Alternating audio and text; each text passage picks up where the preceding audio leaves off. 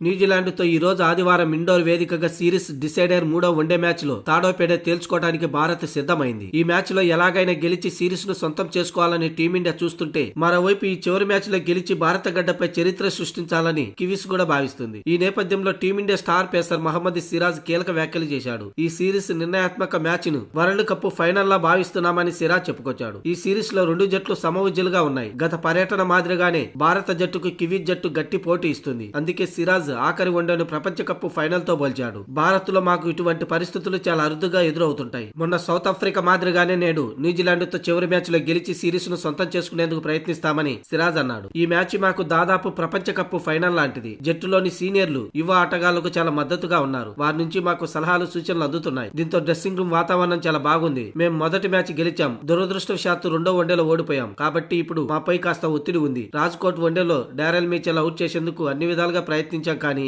ఒక catch drop కావడం వల్ల మ్యాచ్ పరిస్థితి మారిపోయింది. అతడు స్పిన్ ను ఎదుర్కొనే తీరు, సింగిల్స్ తీస్తూ బౌలర్లపై ఒత్తిడి పెంచే విధానం నిజంగా అద్భుతం. మా బౌలింగ్ గురించి ఎలాంటి ఆందోళన లేదు. జట్టులో ప్రతి ఒక్కరూ పాజిటివ్ మైండ్ తో ఉన్నారు. సిరీస్ డిసైడర్ లో తప్పక గెలుస్తామని సిరాజ్ ప్రెస్ కాన్ఫరెన్స్ లో పేర్కొన్నాడు.